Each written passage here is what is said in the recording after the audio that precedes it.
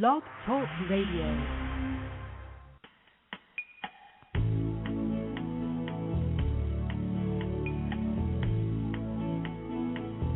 Hi, everyone, and welcome back to Franchise Interviews, where we're asking the entrepreneurs one-on-one. I'm your host, Marty McDermott, with my co-host, Don Johnson. And if you ever dreamed of owning your own business, then you've come to the right place. And as we were saying earlier, Don, we have a great show today because we're meeting with Jason Parker from the Canine Resorts franchise opportunity. And in this segment, we'll discuss everything Canine Resorts, a doggie daycare and overnight boarding franchise, and the unique entrepreneurial story of the founders, Jason and Stephen Parker. Hey, Jason, how you doing today? I'm doing great. How are you? Doing fantastic, Jason. Thank you. And Jason, joining us is my co-host, Don Johnson. And I know, Don, you wanted to say good morning to Jason? Yeah, hey, Jason. I'm a fellow New Jerseyan and part of a family that loves pets, so I think this is a good fit for today's show. Great. Well, good morning. What part of Jersey are you from? Monmouth County, by the shore. Okay, great. The Middletown, Red Bank area. Perfect. Yes, and I'm originally from Jersey, too, Jason. My wife is from the shore area, the Aberdeen area, and I'm originally from Sayreville, New Jersey, so very familiar with where you guys are located out in Pennsylvania now. But we're always happy to have a franchise from New Jersey. Don's declaring New Jersey the franchise capital of the world now. So, Great. Well, that's where we're growing the brand of Canine Resorts, and we're going to start right here in Jersey, where we already have our corporate store and our first franchisee signed as well, and we're just really excited about it. That's fantastic. I thought we could start off, Jason, describing how Canine Resorts Daycare and Luxury Hotel was founded. I know it's an interesting story. Sure, absolutely. Well, first we have to jump into when Stephen and I were young teenagers, and we started Canine Guardians, which was a professional pet sitting and dog walking company. That's what we had before Canine Resorts was founded. And the bottom line is our parents never allowed us a dog growing up. We were always dog people, my brother and I, and our parents just were not. My dad was attacked by a dog when he was a little child, and that just scarred him for a while. Right. So we never had one growing up, and all our neighbors around us did have dogs. So my brother and I were thinking of creative ways on how we can interact with them on a regular basis. So we would knock on the door, and that's when I was 12 and Stephen was 14, and we just asked, can we take your dog out for a walk? Can we watch them? Is there any help that we can provide for you guys? And they were a little bit hesitant in the beginning. A lot of the neighbors, we were young, and they didn't just want to give us their dog and let us take them for a walk. And then one day we found our one neighbor had just come home with a brand new dog that he adopted. It was about a year-old Doberman Pinscher.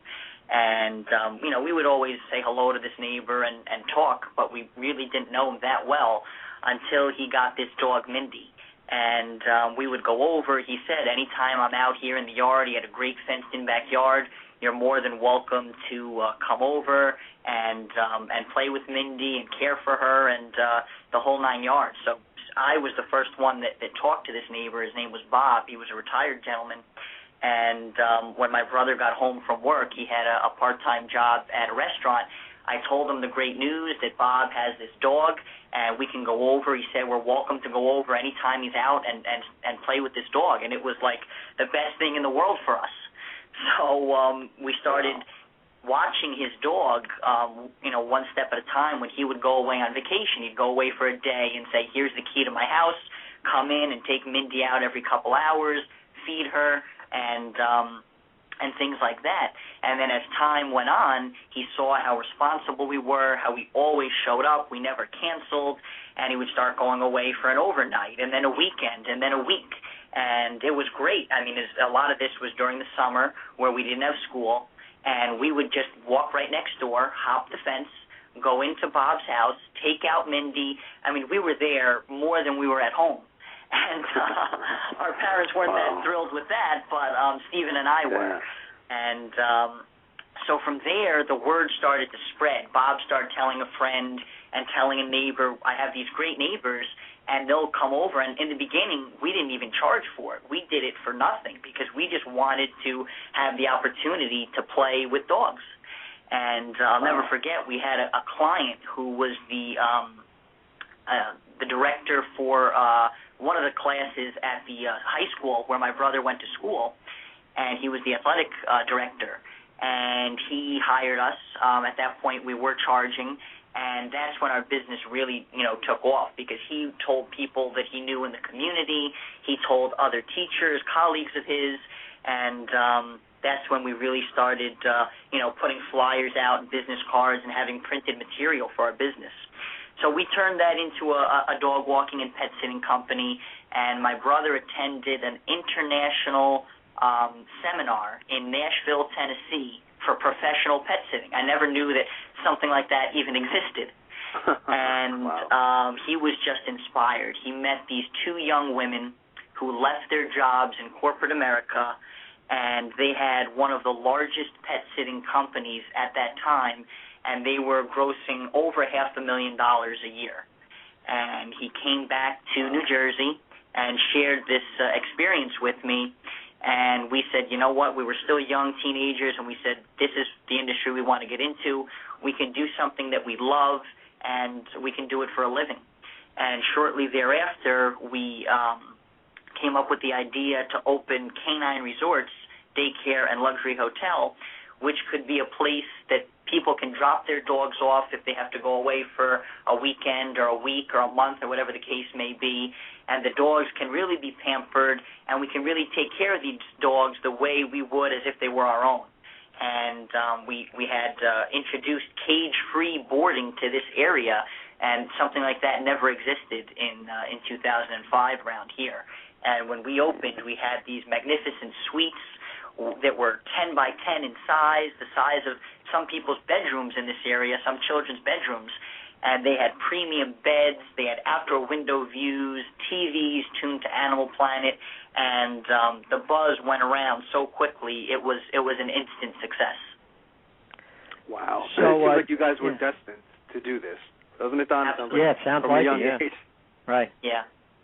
I mean, we were the first ones out of all of our classmates to have jobs. I had a job at 13. Stephen had a job at 14. Whether that's legal or not, who knows?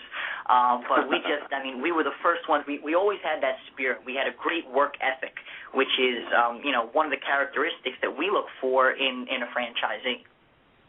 So, Jason, people listening, why should they invest in canine resorts? I mean, how is it different from your competition? You mentioned the cageless, and it looks like you're doing some innovative things. I mean, people always a little, worried about who they're going to leave their pet with. I guess you have that all, figured out. But people listening, why should they invest in canine?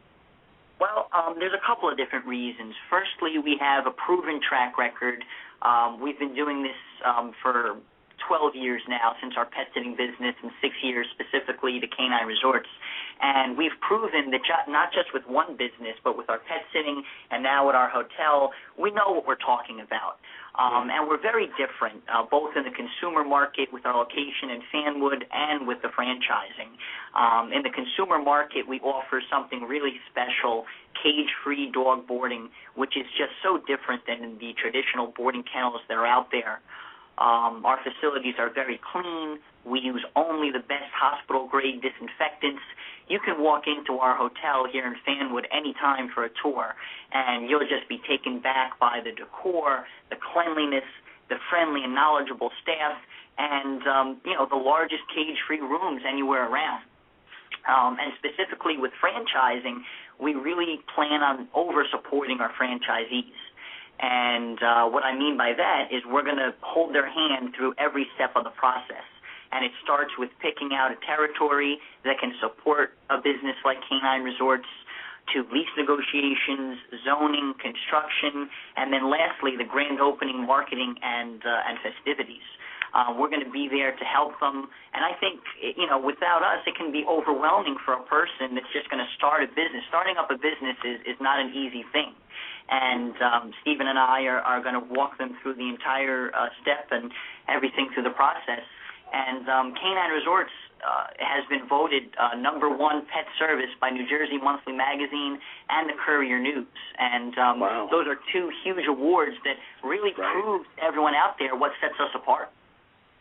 You brought up a good point about starting up a business is tough, and that's what I was going to ask you. Why go the franchising route I guess, I mean, obviously a proven business model. I guess you feel that's your best option for growth of Canine, as well as the best chance for the franchisee to be successful with the support you're talking about.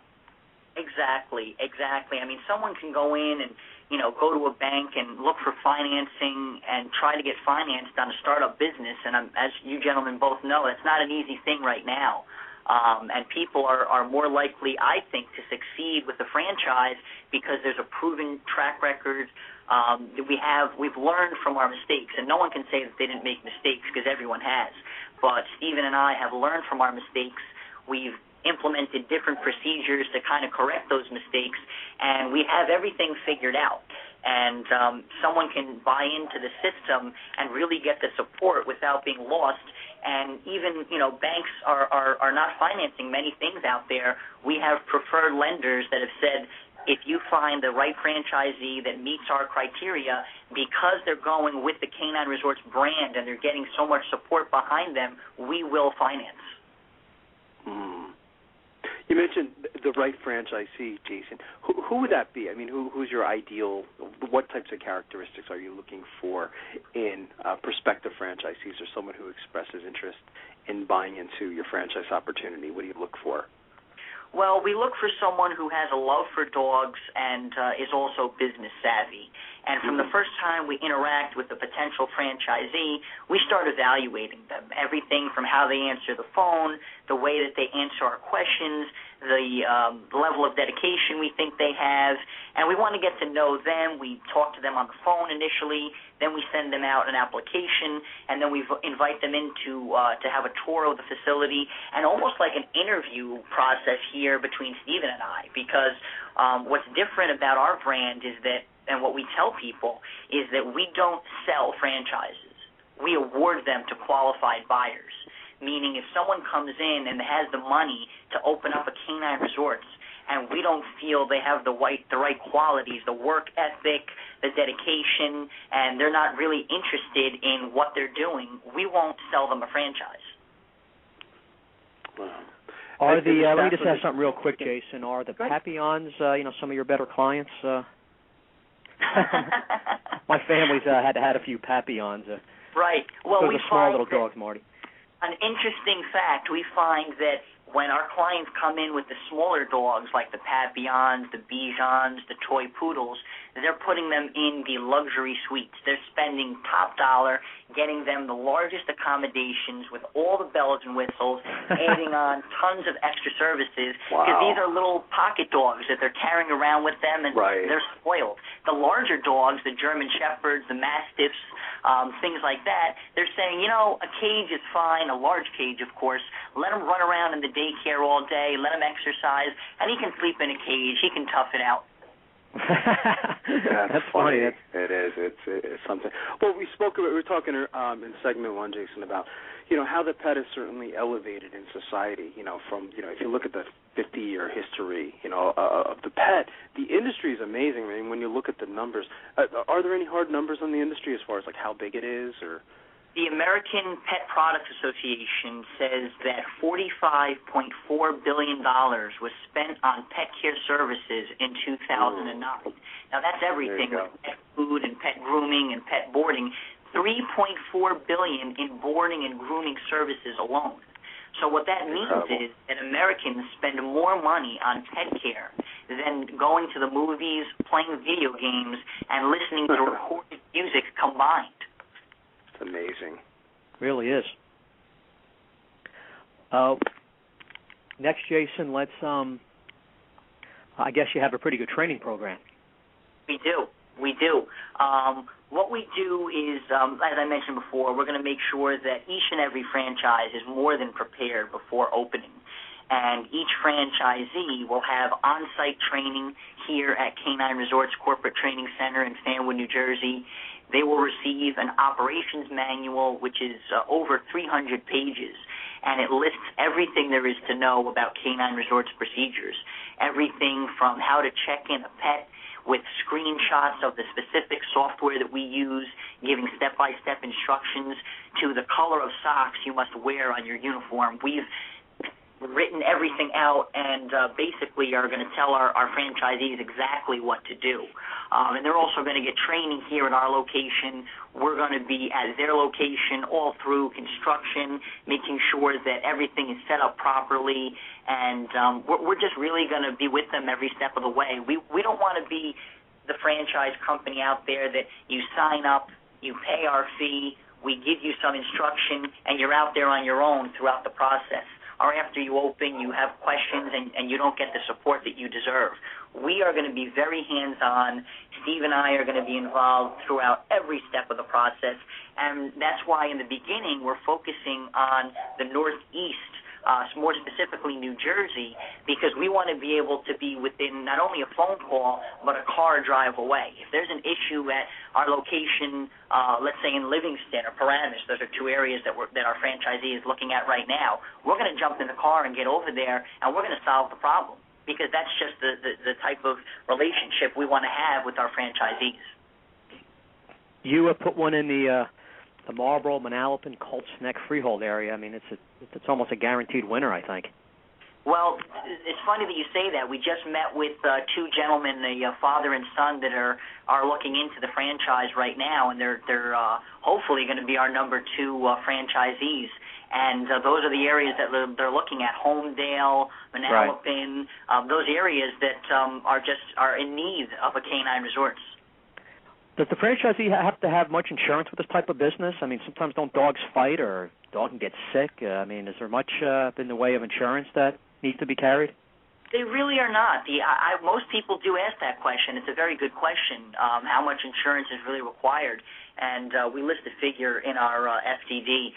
But there really isn't, it's not that expensive.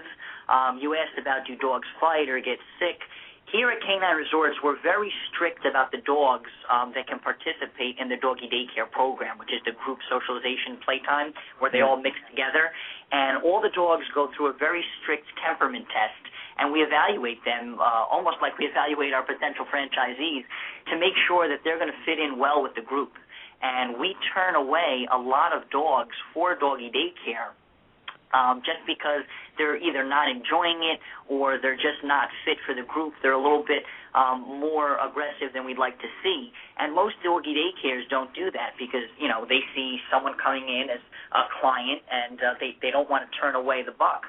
But, our vision and our ways of doing business is just that's just not acceptable.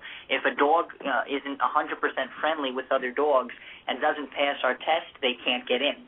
For doggie daycare, if we have a dog that wants to board with us that doesn't do well with other dogs, they can definitely board with us and they'll get human interaction, walks, and playtimes with the staff instead of going into the group play. Which that's another thing that some of our competition doesn't offer. A lot of doggie daycare and overnight boarding facilities that are out there require the dogs go into the doggie daycare program, and they're limiting themselves on who they can accept as potential clients because not every dog is social with others, and we're strict on that, and we can also offer other types of services for people who have dogs that don't meet the requirements. So what's your prediction moving forward, Jason? You think you'll get along more with the dogs or your future franchisees? I don't know. That's a difficult question to answer. But I'll tell you, it's probably going to be a lot easier to deal with the dogs than the franchisees. Yeah. Quick break. Are you able to stick around for another segment? Oh, yeah, sure. That's fantastic. And we'll be right back with more franchise interviews. Thank you.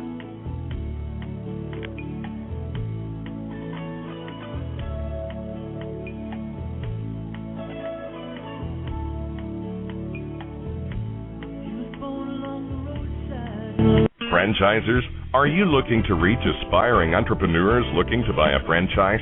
Are you looking to reach a highly educated audience on franchising?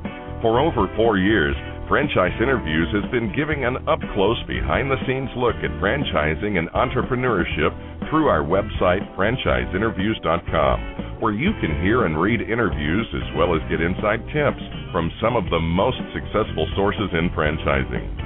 Check out our weekly franchise radio show, where each week you get to hear a new interview with franchisers, franchisees, franchise authors, franchise experts, and attorneys, and our podcast, great quotes in franchising.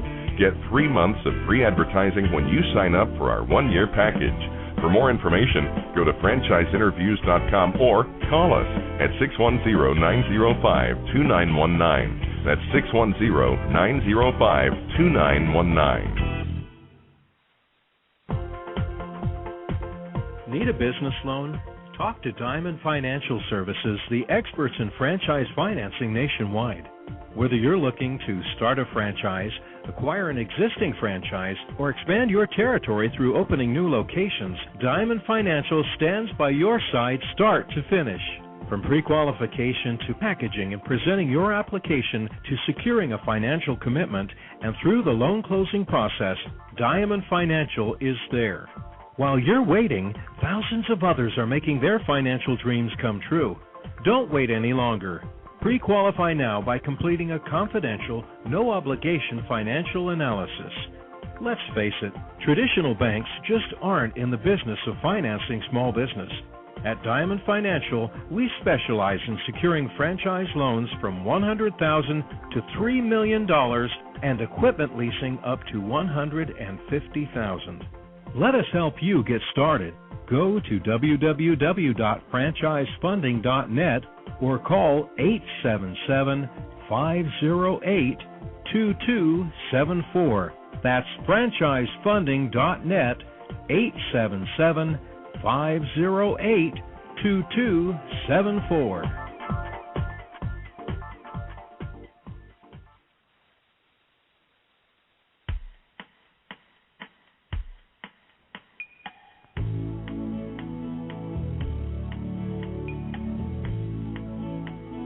Hi, everyone, and welcome back to Franchise Interviews. We're asking the entrepreneurs one-on-one. I'm your host, Marty McDermott, with my co-host, Don Johnson. And if you've ever dreamed of owning your own business, then you've come to the right place. And we have a great show today. We're meeting with Jason Parker from the Canine Resorts franchise opportunity. And today we're discussing everything Canine Resorts, a doggie daycare, an overnight boarding franchise, and the unique entrepreneurial story of the founders, Jason and Stephen Parker. And Jason, I thought we might be able to go back for 1 second to the location factor.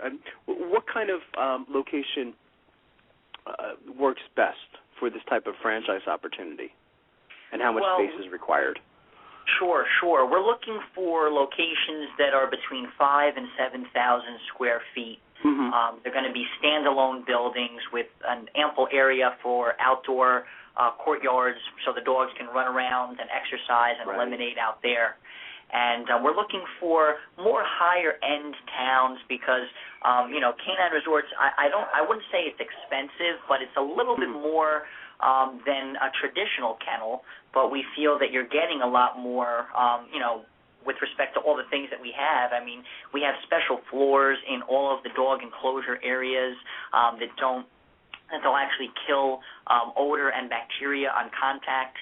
We have ventilation systems spread out throughout the entire facility to keep everything fresh and clean so that we can really fight against airborne disease as best as we can.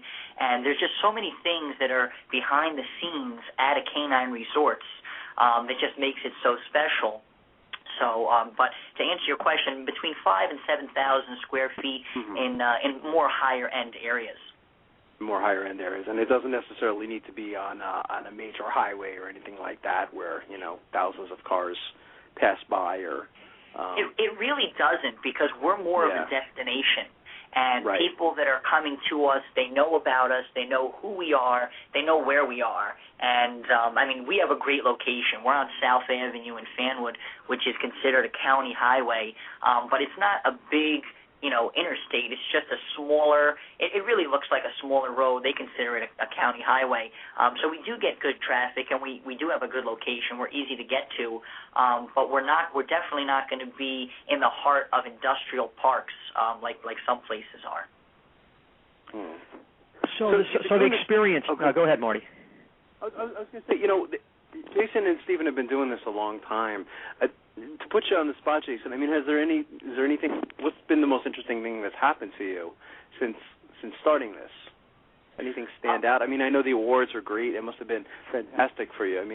Those are pretty big awards, like the Courier News, and the New Jersey Magazine, which I'm familiar with. Sure. So congratulations on that. But anything else stand out? I really think, and this is something that we're going to stress upon our franchisees, we're very involved in the community. We like to give back in any way that we can. And Steve and I were born and raised in Scotch Plains, and where we still live. And our business is here in Fanwood, which for people that are familiar with the area, we share a school system. It's the Scotch Plains Fanwood High School. And we really try to help the community in any way we can. We've done several fundraisers.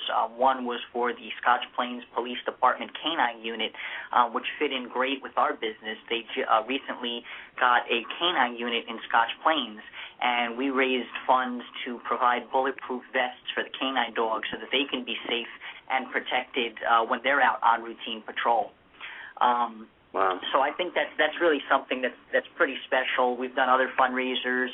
We just most recently helped out in a community dog walk in Scotch Plains. It was the first annual Rotary dog walk, and Stephen and I were both on the committee to help with that, put that together, and we're proud to report that even with all the rain we had on Sunday, we had over 100 dogs participate, and we just feel that everyone had a great time. People, our customers, and other people that were at the event were just very, very pleased with the turnout and the way everything went. And we're just happy to help out. That's great. You're doing a good job explaining, everything, Jason. Thank you. Would you believe it's my first live radio interview? No. Well, you can hear the passion in your voice too. It's. And I said this earlier, Jason, it sounds like you and your brother, were kind of destined to do this, and I study entrepreneurship, so it sounds like at an early age, you guys knew that you would be doing not necessarily this, but something definitely similar to this. I'm not surprised that this is the business that you guys went into, and you'll probably continue doing the rest of your lives because you can hear the passion in your voice. Thank you. Which is important. We knew from day one of launching Canine Resorts that we were going to make this into something big. As you said, we didn't know from day one when we started watching our neighbors' pets that this is something that we were going to do for the rest of our life. But ever since we launched Canine Resorts, we tried to do everything possible in the most professional manner. And that was because we knew we were going to either expand through corporate stores or through franchising. And Steve and I have been kicking around the idea of franchising for years now. It's not something that we just jumped into. We did our research. We did our homework. And one of our major concerns was someone, a franchisee, getting into the system and not following our strict guidelines. And we discussed this potential issue with our general counsel, and he recommended that we engage with a franchise advisor who could guide us through the process and help coach us along the way. And he recommended Steve Beagleman. I'm not sure if you're familiar with him. Yeah, he was not. on our show many years ago, and he's incredible. I think he's one of the best when it comes to things like that. He's in Pennsylvania. Yeah, he's near you, Marty. He is. He's only about an hour drive. Yeah. And we've engaged with his firm, SMB Franchise Advisors, and what they do in a nutshell is they are an outsourced CEO, CFO, field training person, real estate expert, and so much more. They really held our hand as we're doing for our franchisees through the whole process of setting up the FDD and, interviewing potential franchisees, and their experience with franchising is just incredible. I'm sure Steve was the former vice president of Salad Works and Rita's Italian Ice and the CEO of Holly's Hands. So he takes these large companies that have 100 stores and brings them to 400, but he also helps smaller startup franchises like us go from 1 or 2 locations to 200 or 300, which is where we want to be. Yeah, exactly. That's fantastic. So what's the best way, Jason, for our listeners to get more information on becoming a franchisee? Are there any websites they can go to? Are there any numbers that they can call? Absolutely. They can, first I would recommend they go to www.canineresorts.com. It's the letter K, the number 9, resorts, resorts.com. And that's our consumer site. They can find out a lot of information there about Canine Resorts. And then they can click on the franchising tab, want to own your own Canine Resorts. That'll bring them to another site that'll explain everything about franchising. canine resorts to them, they can always give us a call at 908-889-PETS, which is 889-7387. That was actually, coincidentally, the original number we used for our pet sitting company. Wow, that's fantastic. I want to thank you again, Jason. You've been a fantastic guest, and Don and I would like to have you guys back in the near future as you continue to grow. Anytime. It's our pleasure. Thanks for the opportunity. Nice job, Jason. Have a great day. Bye-bye. Great show, huh, Don? Yeah, definitely. Like you said, definitely passionate, and they're doing something different. And hopefully my family's pet could stay there one day. Exactly. Well, it's just amazing, the industry. When you look at the numbers, I mean, it's just it's incredible when we talk about pets. How much money this country consumes on pets is just it's amazing, and it seems like the numbers keep going up, not down.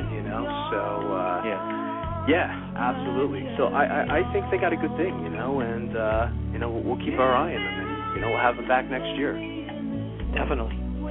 So good job, Don, and for everyone listening, go to franchiseinterviews.com, franchisefunding.net, go franchise.com, franchiseworldradio.com. I got that down, don't I, Don? Yeah. Just reeling them off. Thanks. Good job, Don. We'll see you next week. Thanks, everyone. Take care, Marty.